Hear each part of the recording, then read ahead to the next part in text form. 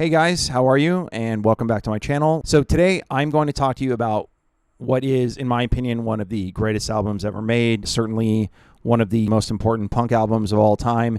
And that is the 1981 debut album by Adolescents. Now this album is self-titled, but it has been known really since that time as the Blue Album, as you can see right here.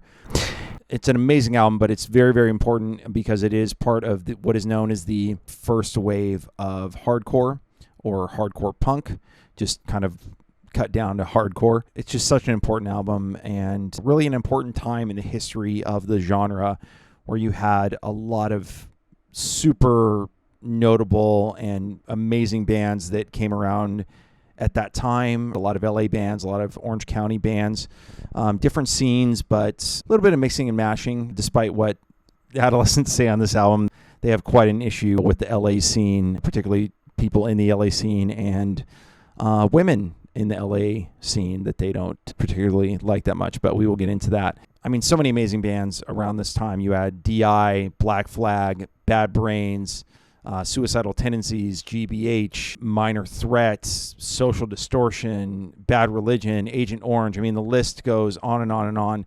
Not all of those bands are Southern California bands. I mean, you have some from the DC area, such as Bad Brains, England with GBH, just different bands from different hardcore scenes around the world. But I mean, the hardcore scene was kind of only in a handful of areas: Los Angeles, Orange County, New York, DC, as I mentioned, London. It wasn't a huge scene at this time because, as I said, it was the first wave of hardcore punk.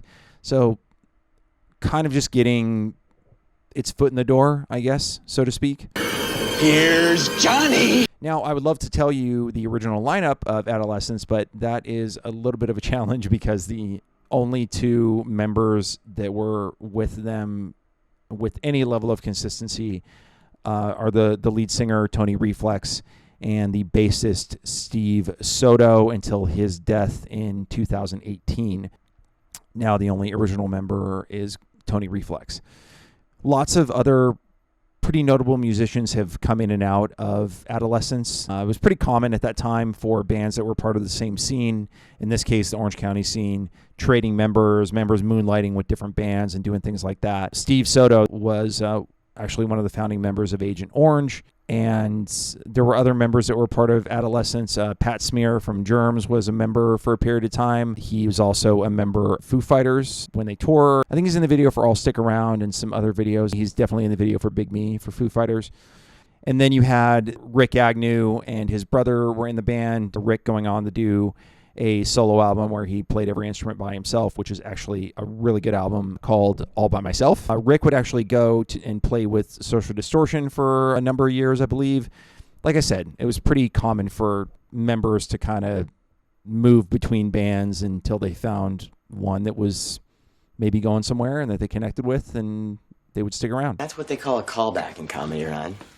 Now, everyone kind of has a different opinion about what a hardcore band is, and I don't know. I try not to go into subgenres and all that kind of stuff because I think it just muddies the waters. I just kind of look at it as punk rock, whether it's hardcore punk, whether it's like regular punk or whatever they want to call it, emo, pop punk. I mean, there are some hard lines to be drawn, but I do think that there are more similarities than there are differences as far as I'm concerned, unless you're going into, certain kind of types of emo. I mean, you're not going to compare a band like Sunny Day Real Estate to Minor Threat, but anyway, that's just my ADD brain going in other directions. I apologize. Can I please have your attention? When you look at the different waves, and there have been, I don't even know how many waves of punk at this point, 5 or 6 maybe. Waves of hardcore, I think probably about the same. What's interesting is that you have this album, which is considered a hardcore punk album, which I wouldn't necessarily disagree with. But I do think that there are other albums that are not considered hardcore punk that are actually kind of lyrically and in some cases musically heavier than this. To some people, it's the speed in which they play, it's the lyrical content. I mean, there's lots of ways to determine whether or not something is hardcore or not. I mean, it's really confusing. And honestly, in the end, I don't really think it matters that much. But for example, I would say that Nevermind the Bollocks by Sex Pistols is probably more of a hardcore album than some albums that are labeled as hardcore. So that's one way where you can kind of go like, does it really matter? Or is it just a label that people are throwing down? It's almost like when friends of mine are trying to explain the subgenres of EDM to me, and they're like, this is trap house or whatever. And I'm like, it sounds like EDM, you know? What? What the fuck? There's just too many ways to label things, and it's impossible, and it makes my head hurt. But I will say with this album specifically, if you are a hardcore punk fan, if you're a punk fan in general, if you like hard rock, then this album is an absolute must. It starts off with the track I Hate Children, if that gives you a sense of where this is going and how it's all going to unfold, you know, just to go for that kind of family friendly message. You know, that's a good one. Self-Destruct, LA Girl, Who Is Who. Who's Who is a pretty well-known song of theirs. Amoeba is another well-known one from this. Very good cover of Who Is Who done by Dropkick Murphys on the Tony Hawk's American Wasteland album. That's just an album of a lot of classic punk songs that were covered by newer bands. It's a video game.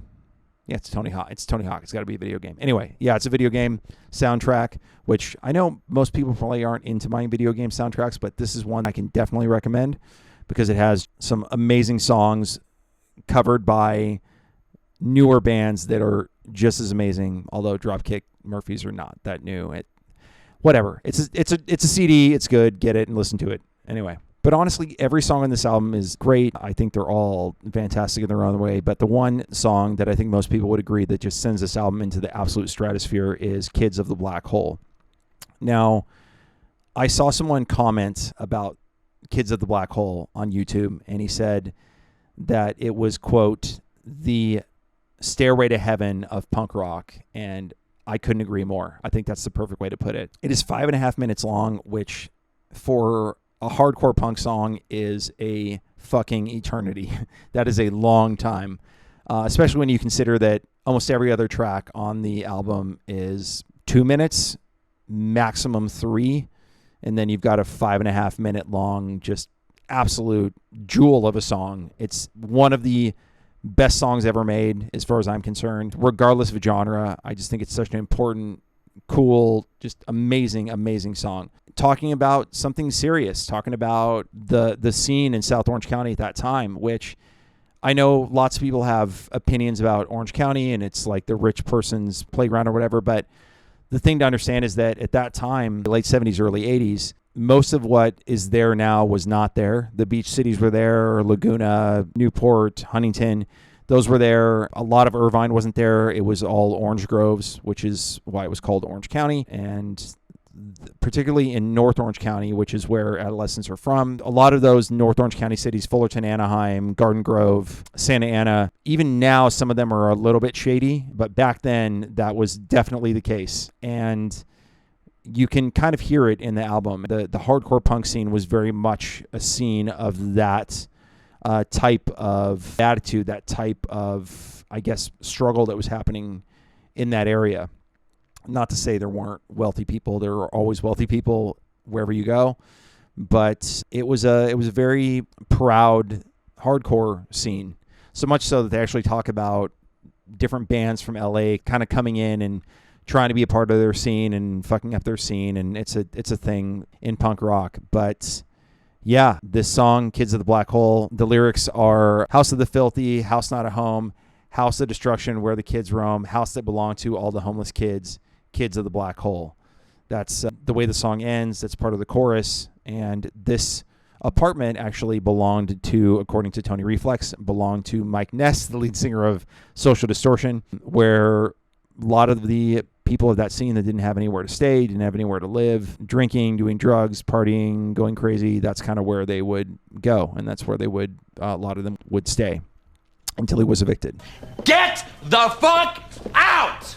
But yeah, it's really fascinating to hear that. I mean, Motley Crue talks about something similar happening on the Sunset Strip with them, people living in West Hollywood, and them kind of having these apartments in these places where everyone would kind of go and all the bands would hang out, and a very similar kind of thing. Obviously, this album is over 40 years old, so some of the lyrical content doesn't hold up that well. It's pretty dated. But I hope that you don't hold that against it, because I do think that for a bunch of kids, young kids, trying to write about their lives and what they were thinking, what they were feeling, I don't think that you could do much better. I did mention in my first video that I would bring up whether or not I'm a huge fan of these bands or if it's just album that I think is basically perfect. And I would say for Adolescents, it is me loving the album, and the band I think is good. They're not one that I go back to a bunch. I don't have any of their other albums. I only have this one, and quite a few people that I know are in the same boat. They never really listen to anything beyond the Blue Album, and I can say that I'm in that camp. At the same time, I think that that makes the album that much more important and that much more special because it's not drowned out by a bunch of other stuff that isn't quite as good. I'm able to listen to this and just go, yeah, this album fucking rocks. It's perfect. I love it. Hell yes. So again, thank you guys for coming and checking this out. I really appreciate it. If you could do me a solid and subscribe, comment, let's talk about music, let's talk about whatever, that would be great because this is something I really enjoy doing and I'd like to continue doing it. So if you guys can help me in that way, that would be really, really cool. Wishing you all a beautiful holiday season and much love. All right. Cheers.